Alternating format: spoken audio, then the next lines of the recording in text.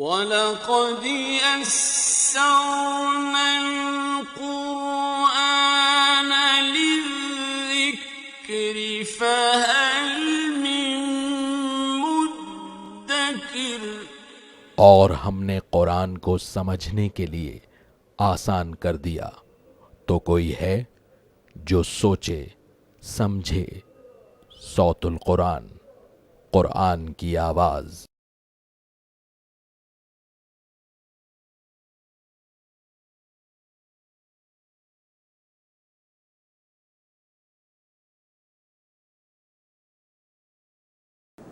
نحمده ونصلی علی رسولہ الکریم، اما بعد فاعوذ باللہ من الشیطان الرجیم، بسم اللہ الرحمن الرحیم۔ الحمد للہ الذی انزل علی عبدہ الکتاب ولم یجعل لہ عوجا، صدق اللہ العظیم۔ سورۃ الکہف کا ہم آغاز کر رہے ہیں۔ یہ سورہ مبارکہ بہت مشابہت رکھتی ہے سورہ بنی اسرائیل سے۔ سورہ بنی اسرائیل کا اختتام ہوا تھا وَكَبِّرْهُ تَكْبِيرًا، اللہ کی بڑائی بیان کیجئے، اللہ کی بڑائی پر اس کا اختتام ہوا۔ اور سورۃ الکہف کا آغاز ہوا الحمدللہ، تمام شکر تعریف اللہ کے لیے ہے۔ تو یہ باہمی ربط ہے ان دونوں صورتوں میں۔ مزید نوٹ فرمائیے، سورہ بنی اسرائیل کے شروع میں نبی صلی اللہ علیہ وسلم کے آسمانوں پر جانے کا ذکر ہے۔ سورہ الکہف کے آغاز میں قرآن کے نزول کا ذکر ہے جو اوپر سے نیچے کی طرف نازل ہوا۔ دونوں صورتوں میں درمیان میں حضرت آدم علیہ السلام کے واقعے کو بیان کیا گیا ہے۔ سورہ بنی اسرائیل میں نبی صلی اللہ علیہ وسلم کی ہجرت کے حوالے سے ذکر آیا تھا، یہاں اصحاب کہف کا ذکر آئے گا، ان کی ہجرت کا ذکر ہے۔ اسی طرح مزید نوٹ فرمائیے کہ دونوں صورتوں کے اختتام پر لفظ قل کے ساتھ دو آیات آئی ہیں، اور بڑی جامع آیات ہیں یہ توحید کے موضوع پر۔ تو یہ مشابہت ہے ان صورتوں میں۔ مزید نوٹ فرمائیے، سورہ بنی اسرائیل میں بھی 12 رکوع ہیں، سورۃ الکہف میں بھی 12 رکوع ہیں۔ سورہ بنی اسرائیل میں 111 آیات تھیں، سورۃ الکہف میں 110 آیات ہیں، تو بالکل برابر ہے یہ صورتیں ایک دوسرے سے۔ گویا کہ پورے قرآن حکیم کے بالکل درمیان میں یہ بڑا حسین جوڑا ہے جو اللہ تعالیٰ نے ہمیں عطا فرمائے ان صورتوں کی روشنی میں۔ سورہ بنی اسرائیل میں ذکر آیا تھا بنی اسرائیل کے حوالے سے کہ ان کو معزول کر دیا گیا تھا منصب امامت، اور واقع معراج گویا کہ اس بات کا اشارہ تھا کہ اب اس منصب امامت پر نبی کریم صلی اللہ علیہ وسلم کی امت کو فائز کر دیا گیا ہے۔ بنی اسرائیل معزول کیے گئے تھے دنیا کی محبت کی وجہ سے، دنیا کی محبت میں گرفتار ہو کر انہوں نے دین کے تقاضوں کو فراموش کر دیا تھا۔ یہ وہ موضوع ہے جو بڑی جامعیت کے ساتھ سورۃ الکہف میں آیا ہے، دنیا کی حقیقت بیان کر دی گئی ہے۔ یہ جو کچھ نظر آ رہا ہے یہ سب کچھ نہیں، بلکہ یہ دھوکہ اور فریب ہے، اس کو اللہ نے سورۃ الکہف میں واضح فرمایا ہے۔ مزید نوٹ فرمائیے کہ یہ سورہ مبارکہ اتنی اہم ہے کہ اللہ کے رسول صلی اللہ علیہ وسلم نے ہمیں جمعے کے دن اس کی تلاوت کی تلقین فرمائی ہے۔ مسلم شریف کی روایت ہے، اللہ کے رسول صلی اللہ علیہ وسلم نے فرمایا کہ جو شخص اس سورہ مبارکہ کی ابتدائی یا آخری 10 آیات یاد کر لے، اس کو پڑھنے کا اہتمام کرے، تو اللہ اسے دجال کے فتنے سے محفوظ فرمائے گا۔ تو دجال اور اس کے دجل یعنی فریب سے اس صورت کا بڑا گہرا تعلق ہے۔ مزید نوٹ فرمائیے کہ مستدرک حاکم کی حدیث ہے، اللہ کے رسول صلی اللہ علیہ وسلم نے فرمایا کہ جو شخص سورۃ الکہف کی تلاوت کا اہتمام کرے جمعے کے دن، تو یہ ایک جمعے سے لے کے دوسرے جمعے تک اس کے لیے نور یعنی روشنی بن جائے گی۔ یہ اس کے فضائل ہیں، اور اللہ کے رسول صلی اللہ علیہ وسلم اس سورہ مبارکہ کو پابندی سے پڑھنے کا اہتمام فرماتے تھے۔ اب نوٹ فرمائیے کہ اللہ کے رسول صلی اللہ علیہ وسلم نے دجال کے فتنے سے بچنے کے لیے یہ سورہ مبارکہ پڑھنے کی ہمیں تلقین عطا فرمائی۔ دجال احادیث میں اس کی تفصیل ہے، یہ شخصیت کا نام بھی ہے جو بالآخر کفر کا ایک بہت بڑا لیڈر بن کر سامنے آئے گا، اور عیسیٰ علیہ السلام اسلام کی سائٹ سے، حق کی جانب سے اس کا مقابلہ کریں گے، اس کو قتل کریں گے۔ دجال ایک شخصیت کا نام بھی ہے، اور دجال ایک تہذیب کا نام بھی ہے، ایک فتنے کا نام بھی ہے، اس لیے کہ دجل کے معنی ہے فریب اور دھوکے، اور یہ فریب دراصل یہ ہے کہ اس دنیا کی چمک دمک کوئی انسان سب کچھ سمجھ لے اور اس میں مبتلا ہو کر دین کو فراموش کر دے اور آخرت کو فراموش کر دے۔ چنانچہ یہ سورہ مبارکہ اس دجل کا پردہ چاک کرتی ہے اور اس دھوکے سے ہمیں بچاتی ہے، اور اس میں 4 واقعات تو اللہ نے ایسے بیان فرمائے ہیں کہ جو اس دجل اور فریب کا بھرپور طور پر رد کر دیتے ہیں اور مادہ پرستی کے فتنے کا رد کر دیتے ہیں۔ آج کا دور بلا شبہ انسان ٹیکنالوجی کی انتہا پر ہے، دنیا کی یہ زینت اور آرائش، چمک اور دمک اپنی انتہا پر پہنچی ہوئی ہے، اور عظیم اکثریت اس کے فریب میں ایسی دوچار ہو چکی ہے کہ اس دنیا کے پیچھے جو اصل حقیقت ہے، جو پردے میں چھپی ہوئی ہے، اس کو انسان نے فراموش کر دیا ہے۔ اس دجل کا مقابلہ کرنے کے لیے، اس مادہ پرستی کا مقابلہ کرنے کے لیے، اس فریب کا مقابلہ کرنے کے لیے بھی یہ سورہ مبارکہ ہمیں عطا کی گئی۔ مزید نوٹ کیجئے، اس سورہ مبارکہ میں ہم پڑھیں گے عیسائیوں ہی کے عقیدے تھے جن بھونڈے عقیدوں کی وجہ سے بھی آج انسان اس مادہ پرستی کا شکار ہوا ہے۔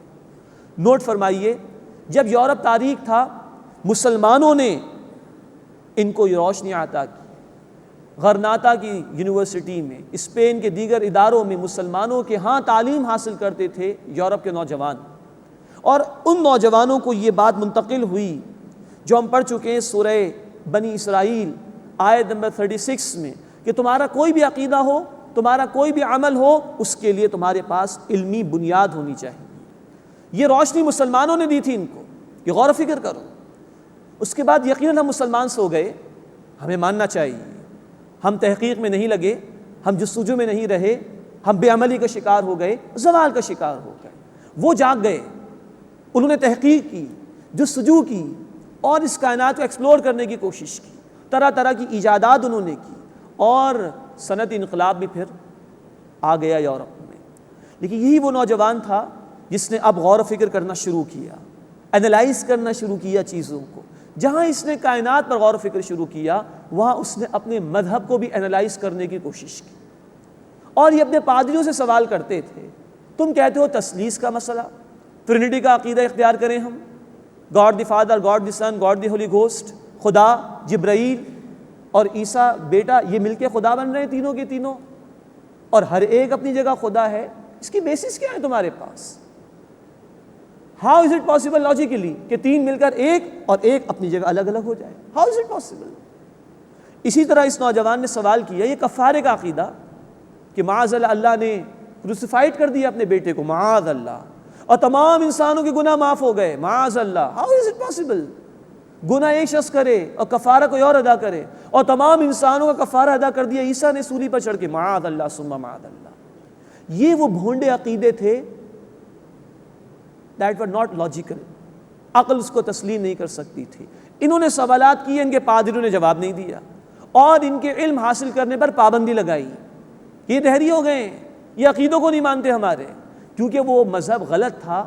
عیسائی جو اس وقت پریویل کر رہی ہے یا اس وقت پریویل کر رہی تھی، وہ بیسکلی عیسیٰ علیہ السلام کی تعلیم تو نہیں، وہ تو سینٹ پال کی تعلیمات تھی جو عیسیٰ علیہ السلام کے 300 برس کے بعد جا کر شامل کی گئی۔ تو ان نوجوانوں نے قبول کرنے سے انکار کیا۔ یہاں پھر کلیسا میں، چرچ میں اور عوام میں یا پڑھے لکھے طبقے میں خلیج پیدا ہو گئی۔ پادریوں نے کہا کہ یہ تو مذہب سے دور ہو گئے ہیں، اور کفر کے فتوے لگانا شروع کر دیے۔ ان نوجوانوں نے کہا کہ ان کے پاس کوئی دلیل نہیں عقائد کے لیے، یہ جواب ہی نہیں دیتے، انہوں نے مذہب کا انکار کر دیا سرے سے، مذہب میں کچھ نہیں رکھا۔ اور پھر 3 چیزوں کے مقابلے میں 3 چیزوں پر توجہ ہو گئی انسانیت کی، عظیم اکثریت کی۔ کائنات کا ایکسپلور ہم نے کیا، ہم دیکھ رہے ہیں، گیلیکسیز ہیں، سولر سسٹمز ہیں، کائنات موجود ہے، ویریفائبل ہے۔ انہوں نے کہا کہ خدا کو ہم نے نہیں دیکھا، he is not verifiable scientifically speaking. تو یا تو انکار کر دیا خدا کا، یا کہا کہ یہ بحث سے باہر ہے، ماننا ہے مانو، نہیں ماننا نہیں مانو، وی کین ناٹ ویریفائی۔ دوسری بات، انہوں نے کہا دنیا ہے، نظر آتی ہے، آسائشیں ہیں، مصیبتیں ہیں، فوائد ہیں، فیسلٹیز ہیں، سہولتیں ہیں، سب کچھ ہے، نظر آ رہا ہے، we can verify this, we believe in it. لیکن آخرت ہمیں تو نہیں پتا، کیونکہ ان کا مذہب جو تھا وہ بھونڈا عقیدہ رکھتا تھا، اس لیے اس کے پاس جوابات ہی نہیں تھے۔ آخرت کسی نے نہیں دیکھی، مرنے کے بعد کوئی زندہ ہوا، جنت کسی نے دیکھی، جہنم کسی نے دیکھی، these are not verifiable, deny کر دیا، اس کا انکار کر دیا۔ یا بحث سے باہر۔ تیسری چیز، جسم ہے ہمارے پاس، یہ آسائشیں چاہتا ہے، بیمار بھی ہو جاتے ہیں ہم تو تکلیف محسوس ہوتی ہے، بھوک لگتی ہے، پیاس لگتی ہے، سکون چاہیے، we can verify it, we believe in it, ہم مانتے ہیں اس سے۔ لیکن روح we can not verify it scientifically speaking, ہم نے کبھی دیکھی نہیں۔ مذہب کو تو ماننا ہی چھوڑ دیا انہوں نے، روح کا انکار کر دیا، کوئی روح نہیں، کوئی تقاضے اس کے نہیں، یہ چیز بحث سے باہر ہو گئی۔ تو اللہ کے مقابلے میں کائنات کی طرف توجہ ہو گئی، آخرت کے مقابلے میں دنیا کی طرف توجہ ہو گئی، روح کے مقابلے میں جسم کی طرف توجہ ہو گئی۔ یہ ہے مادہ پرستی کی انتہا جو اس دور میں ہمارے سامنے آئی۔ ترقی بے شمار ہوئی ہے مغرب میں، اس میں کوئی شک نہیں، لیکن وہ جو بھونڈے عقیدے تھے عیسائیت کے، اس کی وجہ سے یہ ترقی ون سائیڈڈ ہو گئی، دنیا میں خوب سے خوب تر کی تلاش ہوئی، آخرت کو فراموش کر دیا۔ کائنات کی ایکسپلوریشن ہے، اللہ کو بھلا دیا، جسم کے تقاضوں کو پورا کیا جا رہا ہے، روح کو فراموش کر دیا۔ اور نوٹ کیجئے، آج یہی تہذیب گلوبل تہذیب ہے، ہمیں ماننا چاہیے، یہی دنیا پر حکومت کر رہی ہے۔ نتیجہ یہ ہوا کہ جہاں اس تہذیب کے فلسفے، اس کی ٹیکنالوجی، اس کی یہ ترقی دنیا بھر میں گئی ہے، وہاں یہ فلسفہ بھی دنیا بھر میں چلا گیا کہ اللہ کے مقابلے میں کائنات کی طرف توجہ رکھو، آخرت کے مقابلے میں دنیا کی طرف توجہ رکھو، روح کے مقابلے میں جسم کی طرف توجہ رکھو۔ تو یہ ہے بیسیکلی وہ شے جس کو احادیث میں دجال کی ایک آنکھ بھی کہا گیا ہے۔ زندگی کا ایک رخ تو سامنے ہے، دنیا ہی دنیا، لیکن اصل حقیقت، اصل زندگی وہ انسان نے فراموش کر دی ہے۔ یہ ہے مادہ پرستی، یہ ہے مٹیریلزم، یہ ہے اس دور کا شرک اور سب سے بڑا فتنہ جس کو اس سورہ مبارکہ میں بار بار ڈسکس کیا گیا ہے۔ 4 واقعات ہمیں عطا کیے گئے ہیں، اور اتنی خوبصورت صورت ہے، اتنی خوبصورت صورت ہے کہ ہر آیت میں دکھائی دیتا ہے کہ اس فتنے کا اللہ نے رد کیا ہے۔ واقعتاً ایمان ہو، اللہ ہمیں عطا فرمائے، تو اللہ پھر اس صورت کے ذریعے سے بندے کو بچاتا ہے اس مادہ پرستی کے فتنے سے۔ تبھی تو اللہ کے حبیب صلی اللہ علیہ وسلم نے ہر جمعے کے دن اس کی تلاوت کی تلقین فرمائی۔ اللہ ہمیں سمجھتے ہوئے اس سورہ مبارکہ کی تلاوت کی توفیق عطا فرمائے۔ فرمایا الحمدللہ، تمام شکر، تمام تعریف، تمام ثنا، تمام مدح اللہ کے لیے ہے۔ اس ایک چھوٹے سے کلمے میں پوری مادہ پرستی کا رد ہے۔ دنیا پرست آدمی سمجھتا ہے میں نے یہ چیز کمائی، میری کوالیفیکیشن ہے، میں نے محنت کی تھی تو کاروبار اس میں نفع ہو گیا۔ دنیا پرست آدمی یہ سمجھتا ہے، یہ مادہ پرستی ہے۔ اللہ کو ماننے والا الحمدللہ کہتا ہے، تمام شکر اللہ کے لیے ہے، میری کوئی طاقت نہیں، طاقت اللہ کے لیے ہے، میرا کوئی کمال نہیں، کمال اللہ کے لیے ہے، میرا کوئی اختیار نہیں، اختیار اللہ کا ہے۔ یہ چھوٹے چھوٹے جملے، یہ ہماری اسلامی تہذیب ہے۔ پانی پی لیا، اللہ کا شکر ادا کرو، تمہارا کمال نہیں، اللہ کی عطا ہے۔ کھانا کھا لیا، اللہ کا شکر ادا کرو، اللہ کی عطا ہے، تمہارا کمال نہیں۔ کاروبار میں فائدہ مل گیا، اللہ کا شکر ادا کرو، تمہارا کمال نہیں ہے۔ کوالیفیکیشن مل گئی، اللہ کا شکر ادا کرو، تمہارا کمال نہیں ہے۔ کتنا بڑا عقیدہ ایک چھوٹے سے کلمے میں آ گیا۔ یقین ہو تو انسان کبھی ظاہر پرست نہیں ہوگا، حقیقت پرست ہوگا، توکل اللہ پر ہوگا، دنیا کی محبت میں ڈوبے گا نہیں، دنیا کے اس عارضی فتنے میں مبتلا نہیں ہوگا۔ یہ ہے خوبصورتی سورہ مبارکہ کی۔ الحمدللہ، تمام شکر، تمام تعریف اللہ کے لیے ہے۔ الذی انزل علی عبدہ الکتاب، جس نے اپنے بندے صلی اللہ علیہ وسلم پر کتاب نازل فرمائی۔ یہ کتاب کو ماننے والے بھی دنیا پرستی میں مبتلا نہیں ہو سکتے۔ اہل ایمان جو اب موجود ہیں، کسی نے دیکھا اپنے رسول کو؟ کسی نے قرآن کو نازل ہوتے ہوئے دیکھا؟ کسی نے فرشتے کو دیکھا؟ یہ سارا غیب کا مسئلہ ہے۔ یہی تو رد ہے مادہ پرستی کا، کہ مانتے ہیں کہ اللہ نے اپنے بندے صلی اللہ علیہ وسلم پر کتاب نازل فرمائی۔ نوٹ فرمائیے، جہاں جہاں رسول کریم صلی اللہ علیہ وسلم کی شان کا ذکر ہے، لفظ عبد اللہ نے استعمال فرمایا۔ سورہ بنی اسرائیل آیت نمبر 1، واقع معراج کا ذکر، اللہ کے رسول 7 آسمان اور اس سے اوپر چلے گئے، عبد کا لفظ وہاں پر آیا۔ سورۃ الفرقان آیت نمبر 1، عبد کا لفظ وہاں پر آیا، اور یہاں سورۃ الکہف آیت نمبر 1، عبد کا لفظ آیا ہے۔ الذی انزل علی عبدہ الکتاب، جس نے اپنے بندے صلی اللہ علیہ وسلم پر کتاب نازل فرمائی، وَلَمْ يَجْعَلْ لَهُ عِوَجًا، اور اس میں کوئی ٹیڑھ نہیں رکھی، اس کے مضامین صاف ستھرے ہیں، کوئی کمی نہیں ہے، کوئی نقص نہیں ہے، ہر اعتبار سے مکمل ہے، قیمہ بالکل ٹھیک ٹھیک ہے، یعنی سیدھا راستہ دکھانے والی ہے، حق کی طرف لے جانے والی ہے۔ لِيُنذِرَ بَأْسًا شَدِيدًا مِّن لَّدُنْهُ، تاکہ یہ اپنی جانب سے خبردار کرے ایک شدید جنگ سے۔ نوٹ فرمائیے، بأس کا لفظ قرآن میں جمع کے صیغے میں بھی آتا ہے تب اس کے معنی ہوتے ہیں تکالیف کے، لیکن جب یہ واحد کے صیغے میں آتا ہے جیسے کہ یہاں پر آیا تو اس کے معنی جنگ کے ہوتے ہیں۔ سورۃ البقرہ آیت 177 میں یہ واحد کے صیغے میں جنگ کے معنی میں آیا۔ تو قرآن کے مقاصد میں ایک مقصد یہ بھی ہے کہ یہ ایک بہت بڑی شدید جنگ سے خبردار کرے۔ اور نوٹ فرمائیے، احادیث کی کتابوں میں کتاب الملاحم کا چیپٹر ہے، کتاب الفتن کا چیپٹر ہے، ان میں وہ احادیث بیان ہوئی ہیں جن میں قیامت سے پہلے ہونے والی بہت بڑی جنگ کا ذکر ہے۔ طویل سلسلہ ہوگا جس کو بائبل میں آرمگڈون کہا گیا ہے۔ اس جنگ کے نتیجے میں اسلام غالب ہوگا اور کفر مغلوب ہو جائے گا، یہود قتل ہوں گے، دجال قتل ہوگا، اور عیسیٰ علیہ السلام کی سرکردگی میں اہل ایمان اسلام کو غالب کریں گے۔ تو قرآن کے مقاصد میں یہ بھی شامل ہے جس کی تفاصیل احادیث میں آئی ہے۔ لِيُنذِرَ بَأْسًا شَدِيدًا مِّن لَّدُنْهُ، تاکہ وہ اپنی جانب سے سخت جنگ سے خبردار کرے۔ وَيُبَشِّرَ الْمُؤْمِنِينَ الَّذِينَ يَعْمَلُونَ الصَّالِحَاتِ، اور اہل ایمان کو خوشخبری دے جو اچھے اعمال کرتے ہیں، أَنَّ لَهُمْ أَجْرًا حَسَنًا، کہ ان کے لیے عمدہ اجر ہے، مَاكِثِينَ فِيهِ أَبَدًا، وہ اس میں ہمیشہ ہمیشہ رہیں گے۔ یہ الفاظ ہی مادہ پرستی کا رد کر رہے ہیں، جنت نہیں دے گی اہل ایمان نے، لیکن ان کا ایمان ہے اس حق پر اللہ کی طرف سے جو آیا، یہ بھی مادہ پرستی کا رد ہے۔ وَيُنذِرَ الَّذِينَ قَالُوا اتَّخَذَ اللَّهُ وَلَدًا، اور ان لوگوں کو خبردار کرے جنہوں نے کہا کہ اللہ نے بیٹا بنا لیا۔ یہ یہود و نصارہ کی طرف اشارہ ہے۔ سورہ التوبہ آیت نمبر 30 میں الفاظ ہیں کہ یہود نے عزیر علیہ السلام کو اللہ کا بیٹا قرار دیا، نصارہ نے عیسیٰ علیہ السلام کو اللہ کا بیٹا قرار دیا۔ تو قرآن کا ایک مقصد یہ بھی بیان کیا گیا کہ قرآن ایسے لوگوں کو خبردار کرے، مَا لَهُم بِهِ مِنْ عِلْمٍ وَلَا لِآبَائِهِمْ، اس کا نہ انہیں کوئی علم ہے نہ ان کے باپ دادا کو تھا۔ کبرت کلمۃ تخرج من افواہہم، بڑی ہے بات جو ان کے منہ سے نکلتی ہے، ان یقولون الا کذبا، وہ کچھ نہیں کہتے مگر جھوٹ۔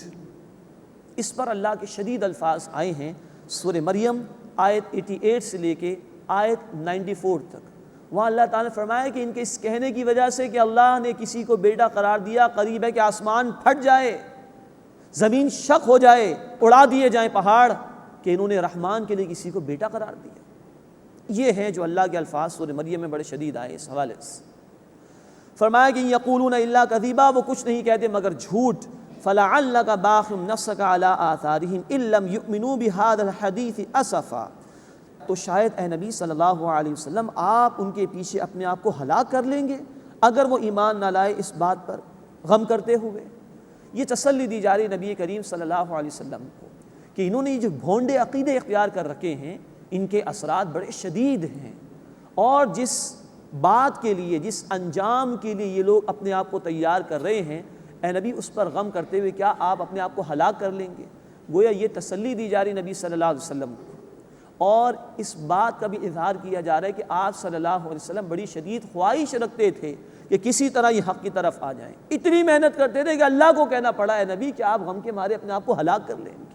اتنی محنت کی اللہ کے رسول صلی اللہ علیہ وسلم نے دین کی دعوت کو دوسروں تک پہنچانے کے لیے۔ اِنَّا جَعَلْنَا مَا عَلَى الْأَرْضِ زِينَةً لَهَا لِنَبْلُوَهُمْ أَيُّهُمْ أَحْسَنُ عَمَلًا، بے شک جو کچھ زمین میں ہے اسے ہم نے اس کے لیے زینت بنایا ہے تاکہ ہم انہیں آزمائیں کہ ان میں سے عمل کے اعتبار سے بہترین کون ہے۔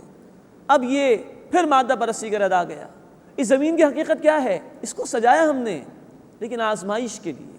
قرآن ہمیں بتاتا ہے سورۃ الملک آیت نمبر 2، الذی خلق الموت والحیات لیبلوکم ایکم احسن عملا، اللہ نے موت اور حیات کا سلسلہ اس لیے قائم فرمایا کہ اللہ تمہاری آزمائش فرمائے کہ تم میں سے عمل کے اعتبار سے بہترین کون ہے۔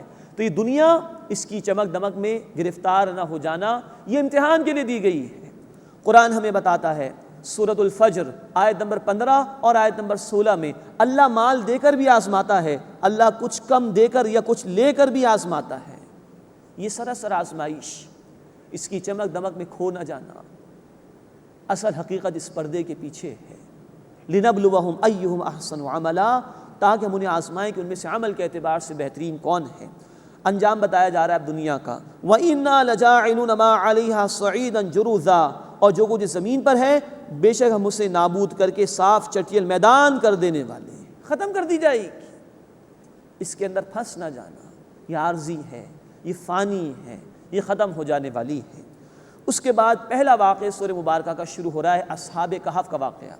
نوٹ فرمائیے کہ یہود نے 3 سوالات کیے تھے رسول اکرم صلی اللہ علیہ وسلم سے، اور وہ یہ سوالات کرتے تھے مشرکین کے ذریعے سے۔ ایک سوال تھا روح کے متعلق جس کا جواب سورہ بنی اسرائیل میں آ چکا، دوسرا سوال تھا اصحاب کہف کا جس کا ذکر اب آ رہا ہے، اور تیسرا سوال ذوالقرنین بادشاہ کے حوالے سے تھا جس کا ذکر اس سورت کے آخر میں انشاءاللہ تعالی آئے گا۔ نوٹ فرمائیے اصحاب کہف، قرآن حکیم ان واقعات کو عبرت کے طور پر بیان کرتا ہے، اس لیے کہ یہ کتاب ہدایت ہے۔ اس کا یہی تعارف قرآن میں بار بار آیا۔ سورہ البقرہ آیت نمبر 2 ھدی للمتقین، یہ ہدایت تقوی اختیار کرنے والوں کے لیے۔ سورہ البقرہ آیت نمبر 185 ھدی للناس، یہ ہدایت تمام انسانیت کے لیے۔ اس کا ایک ہی تعارف ہے۔ تو قرآن ان واقعات کو برائے واقعات بیان نہیں کرتا بلکہ برائے ہدایت بیان کرتا ہے۔ اس لیے ہم غور کریں تو نظر آئے گا کہ قرآن اس کو ہسٹری کے طور پر بیان نہیں کرتا، لوگوں کے نام کیا تھے، ان کا علاقہ کیا تھا، کس ایئر میں یہ معاملہ پیش آیا، کیا کیفیت، بالکل قرآن اس کو بیان نہیں کرتا۔ یہ معاملہ تو ہم اپنے بچوں کے ساتھ ہسٹری کے پیریڈ میں کرتے ہیں اسکولز کے اندر، ان کو یاد دہانی کرائی جاتی ہے، رٹا لگوایا جاتا ہے کہ کون سا سن تھا، کون سا علاقہ۔ قرآن کو کوئی بحث نہیں ہے۔ ہاں یہ علمی باتیں ہیں، تاریخ میں لوگوں نے اس پر ریسرچ کی ہے، مفسرین نے محنت کی ہے، لیکن قرآن کو اس سے سروکار نہیں۔ وہ واقعے کا اتنا پہلو ہمارے سامنے رکھتا ہے کہ جس میں عبرت کا، سبق آموزی کا پہلو ہو۔ تو اس واقعے کے حوالے سے بھی مفسرین نے کئی باتیں بیان کی ہیں جس میں ایک سے زیادہ آراء بھی ہیں، جس میں سے مجموعی بات یہ ہے کہ اب جو واقعہ بیان ہو رہا ہے اصحاب کہف کا، یہ نیک لوگ تھے، توحید پر کاربند تھے۔ جس زمانے میں تو اس وقت مشرک لوگ تھے، انہوں نے اپنے ایمان کی حفاظت کے لیے اس جگہ کو چھوڑا، ایک غار میں پناہ لی، اللہ نے ان کی حفاظت فرمائی، اور برسوں اللہ نے انہیں سلا دیا، دوبارہ زندگی عطا فرمائی اپنی قدرت کا اظہار کرنے کے لیے کہ جو موت دے سکتا ہے وہ دوبارہ زندگی بھی عطا کر سکتا ہے۔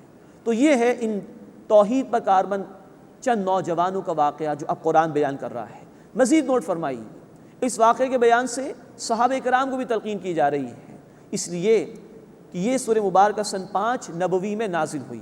اسی دور میں مشرکین کے مظالم اپنی انتہا کو پہنچ گئے تھے، صحابہ کرام رضی اللہ تعالی عنہم اجمعین کو بھی حبشہ کی طرف ہجرت کرنے کی نوبت پیش آ گئی تھی۔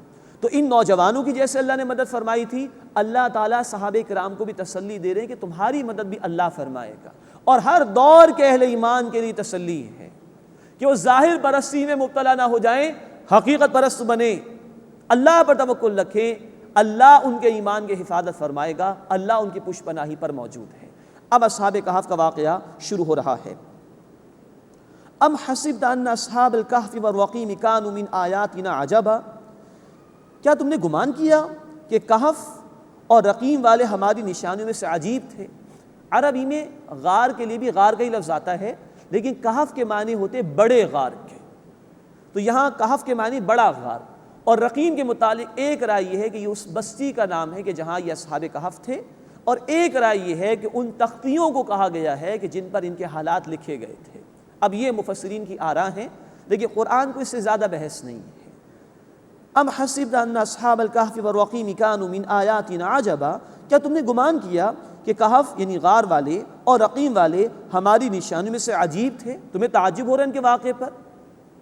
اذ اوى الفتیۃ الی الکہف، جب ان نوجوانوں نے غار میں پناہ لی، فقالوا، انہوں نے دعا کی، ربنا، اے ہمارے رب، آتنا من لدنک رحمہ، ہمیں اپنی طرف سے رحمت عطا فرما، وہیئ لنا من امرنا رشدا، اور ہمارے کام میں درستگی پیدا فرما دے، کامیابی کا معاملہ فرما دے۔ یہ بڑی خوبصورت دعا ہے جو اہل ایمان کو سکھائی جا رہی ہے۔ جب بھی مصائب آئیں، مشکلات آئیں، اللہ سے دعا کرو، اللہ سے رحمت کی دعا مانگو، اور اپنے معاملات میں درستگی کے لیے اللہ کے حضور ہاتھ پھیلاؤ۔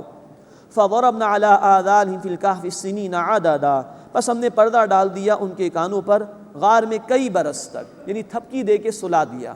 ثم بعثناہم، پھر ہم نے انہیں اٹھایا، لنعلم، تاکہ ہم ظاہر کر دیں، ای الحزبین احصی لما لبثوا امدا، کہ دونوں گروہ میں سے کس نے خوب یاد رکھا ہے کہ وہ کتنی مدت تک غار میں رہا۔ اب یہ اجمالی طور پر، سرسری طور پر کچھ گفتگو ہوئی۔ رکو نمبر 2 شروع ہو رہا ہے، اس میں تفصیل سے اب اس واقعے کا بیان آ رہا ہے۔ مزید نوٹ فرمائیے، اس واقعے کا بیان نبی صلی اللہ علیہ وسلم کی رسالت کی صداقت کی دلیل بھی ہے۔ برسوں برس پہلے کا واقعہ، بنی اسرائیل کے یہود نے سوال کیا تو آپ صلی اللہ علیہ وسلم تفصیل سے وہ پورا واقعہ لوگوں کے سامنے بیان فرما رہے ہیں۔ اب اس واقعے کی تفصیل، نحن نقص علیک نبأہم بالحق، اے نبی صلی اللہ علیہ وسلم ہم آپ سے ان کا حال ٹھیک ٹھیک بیان کرتے ہیں بامقصد طور پر۔ انہم فتیۃ آمنوا بربہم، بے شک وہ چند نوجوان تھے، وہ ایمان لائے اپنے رب پر، وزدناہم ہدا، اور ہم نے انہیں مزید ہدایت عطا فرمائی۔ اب نوٹ فرمائی، یہ ہے اللہ کا التفات، یہ اللہ تعالیٰ کی رحمت کہ بندہ ایک قدم آگے بڑھے، اللہ اس کو مزید ہدایت عطا فرماتا ہے۔ قرآن نے کہا سورۃ العنکبوت آیت نمبر 69، والذین جاہدوا فینا لنہدینہم سبلنا، جو لوگ ہمارے راستے میں محنت کرتے ہیں ہم اپنے راستوں کو ان کے لیے کھول دیتے ہیں۔ اللہ مدد فرماتا ہے۔ قرآن نے کہا سورہ محمد صلی اللہ علیہ وسلم آیت نمبر 17 میں، والذین اہتدوا زادہم ھدی وآتاہم تقواہم، جنہوں نے ہدایت اختیار کی اللہ نے مزید ہدایت ان کو عطا فرمائی اور انہیں مزید ان کا تقوی عطا فرمایا۔ تو پہلا اسٹیپ بندے کو لینا ہوتا ہے، اس ظاہر پرستی میں مبتلا نہ ہو جاؤ، آنے والی مشکلات تمہیں پریشان نہ کریں، ذرا آگے بڑھو ایمان کے تقاضوں پر، اللہ تمہاری مدد فرمائے گا، جیسے اللہ نے اصحاب کہف کی مدد فرمائی۔ انہم فتیۃ آمنوا بربہم، بے شک وہ چند نوجوان تھے، وہ ایمان لائے اپنے رب پر، وزدناہم ہدا، اور ہم نے انہیں مزید ہدایت عطا فرمائی، وربطنا علی قلوبہم، اور ہم نے ان کے دلوں کو ثبات عطا فرمایا، مضبوط کر دیا۔ اذ قاموا، جبکہ وہ کھڑے ہوئے، فقالوا، اور انہوں نے کہا، ربنا رب السماوات والارض، ہمارا رب ہے آسمانوں اور زمین کا، لن ندعو من دونہ الہا، ہم اس کے سوا کسی کو معبود نہیں پکاریں گے، لقد قلنا اذا شططا، اگر ہم نے ایسا کہا تو یقیناً بڑا جھوٹ کہا۔ نوٹ فرمائیے کہ جب یہ لوگ تھے اس وقت مشرک قوم وہاں پر آباد تھی، قوم بھی مشرک تھی، بادشاہ بھی مشرک تھا، تو سب کے سامنے انہوں نے یہ اعلان کیا ہے۔ دنیا پرست آدمی، اس کو تو جان عزیز ہو جائے، وہ تو کہے گا چھوڑو حق کو، لیکن جو حق پرست ہوگا، جو اس ظاہر کے پردے کو سب کچھ نہیں سمجھتا، آخرت کا طالب ہوتا ہے، وہ جان دے دے گا، حق کو نہیں چھوڑے گا۔ یہ ہے اصحاب کہف کا واقعہ۔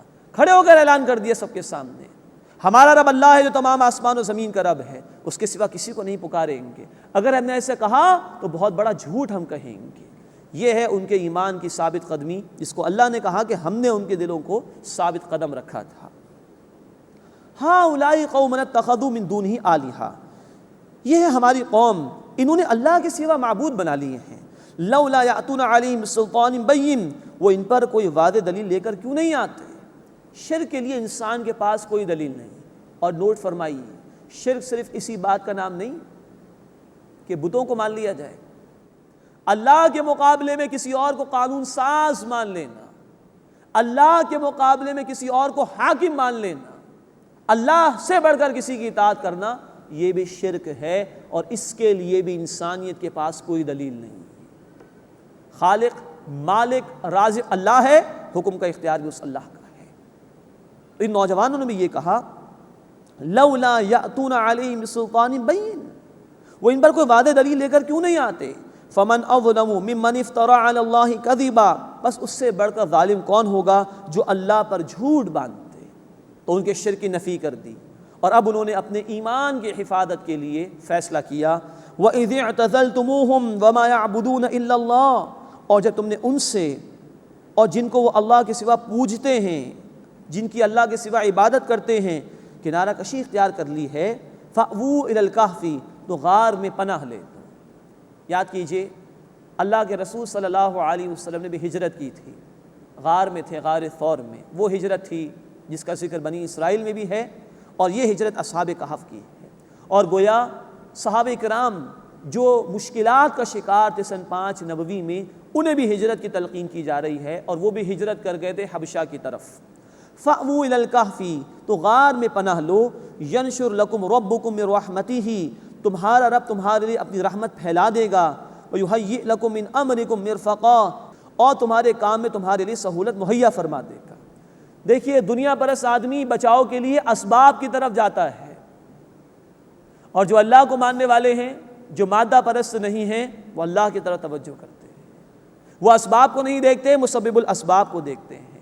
اللہ کی طرف رجوع کرو، اسباب بھی اختیار کرو، لیکن مسبب الاسباب پر توکل ہونا چاہیے، وہ تمہارے لیے سہولت مہیا فرما دے گا۔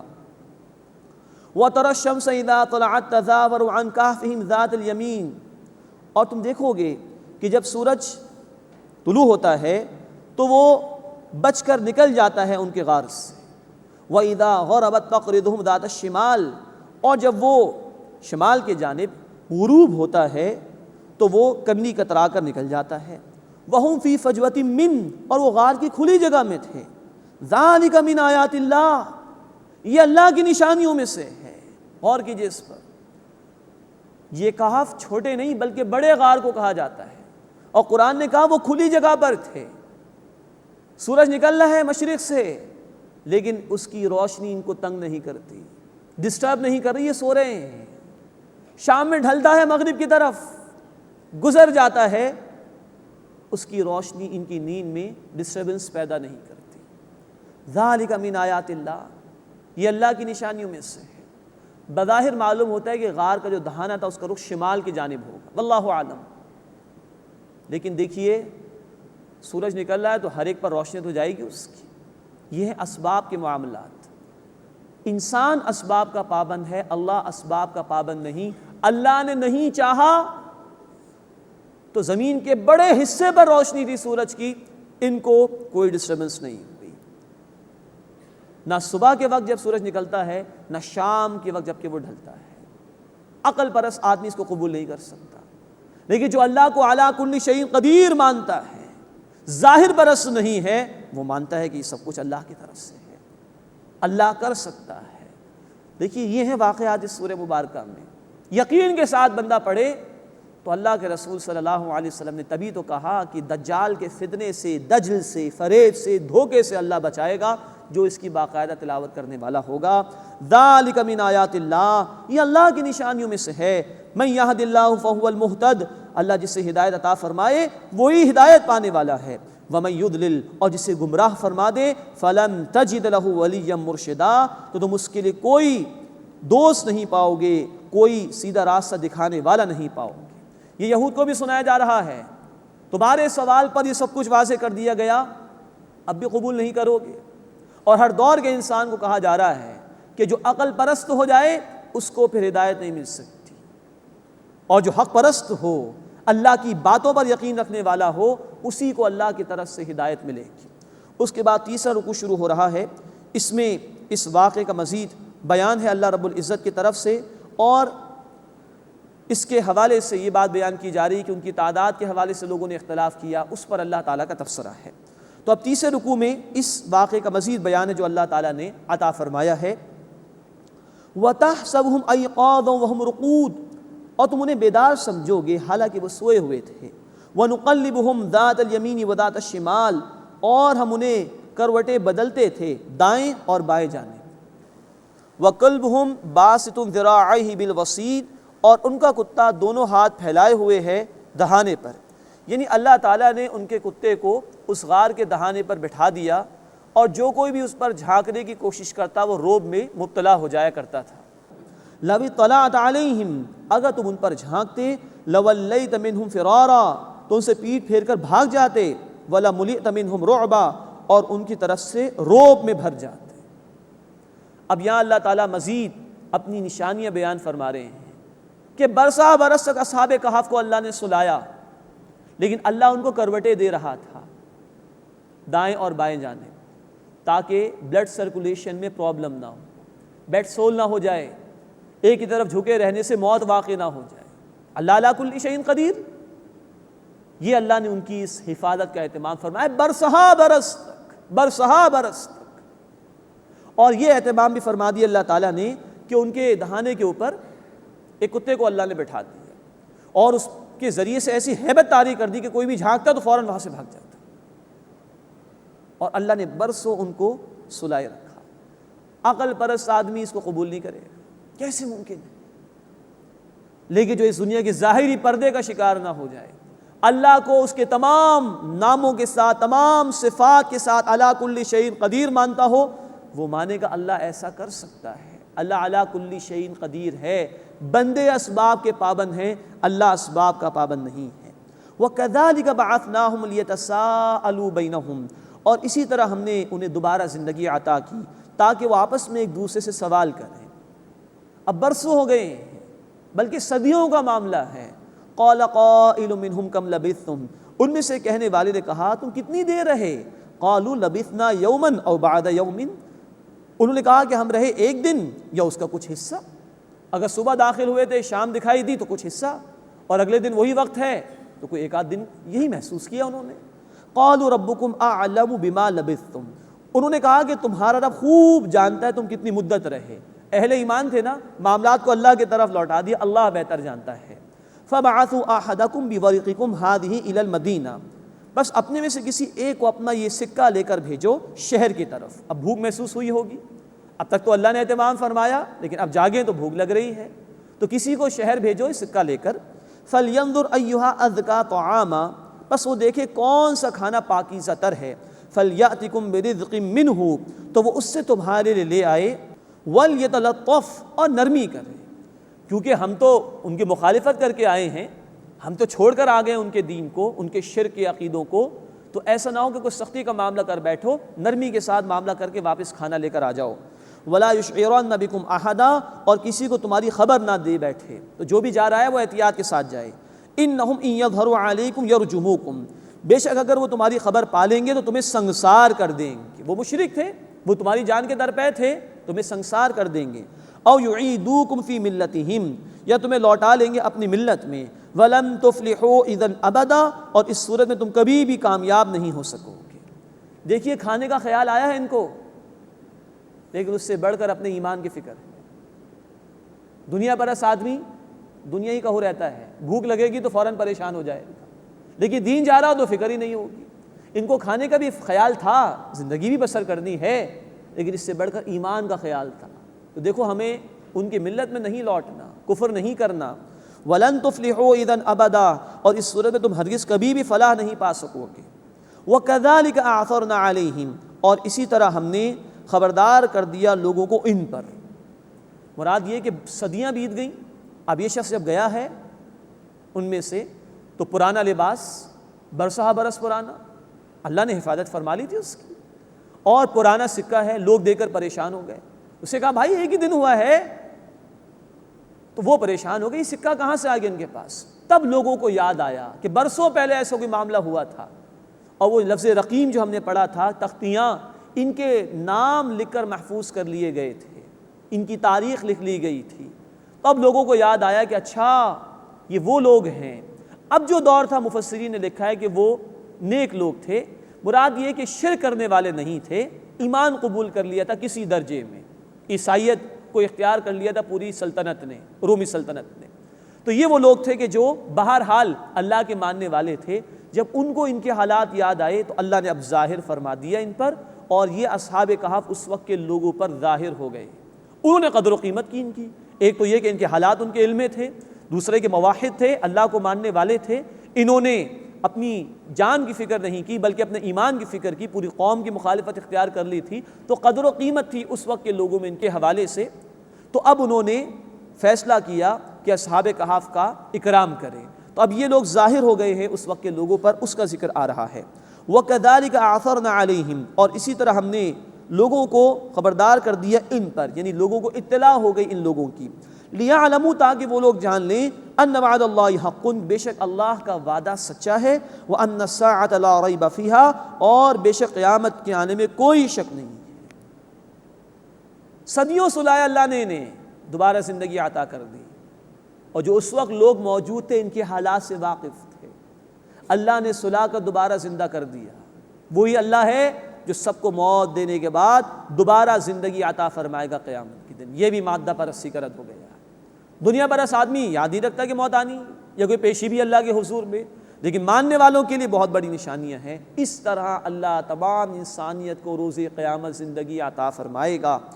اذ یتنازعون بینہم امرہم، یاد کرو کہ جب کہ وہ ان کے معاملے میں آپس میں جھگڑ رہے تھے، اصحاب کہف کو اللہ تعالیٰ نے زندگی دی اور دوبارہ ان کو موت عطا فرما دی، تاکہ یہ نشانی اللہ کی لوگوں کے سامنے واضح ہو جائے، اور جو آخرت کے متعلق شکوک و شبہات میں مبتلا ہیں ان کو بھی واضح کر کے بتا دیا جائے کہ اللہ دوبارہ زندگی عطا کرے گا۔ ان کو تو اللہ نے موت دے دی، اب وہ جو اس وقت لوگ تھے ان کے درمیان کچھ اختلاف پیدا ہوا۔ اذ یتنازعون بینہم امرہم، یاد کرو جب وہ ان کے معاملے میں آپس میں جھگڑ رہے تھے، فقالوا بنوا علیہم بنیانا، تو انہوں نے کہا کہ ان پر ایک عمارت بناؤ، کوئی یادگار بنا لی جائے تاکہ اس کو دیکھ کر یہ لوگ یاد رہیں۔ ربہم اعلم بہم، ان کا رب انہیں خوب جانتا ہے۔ قال الذین غلبوا علی امرہم، جو لوگ اپنے کام پر ان میں غالب آ گئے انہوں نے کہا لنتخذن علیہم مسجدا، کہ ہم ضرور ان پر ایک مسجد بنائیں گے۔ ممکن ہے صاحب اختیار یا حکمران لوگوں جو غالب آ گئے ہوں انہوں نے فیصلہ کیا ایک مسجد بنائیں گے۔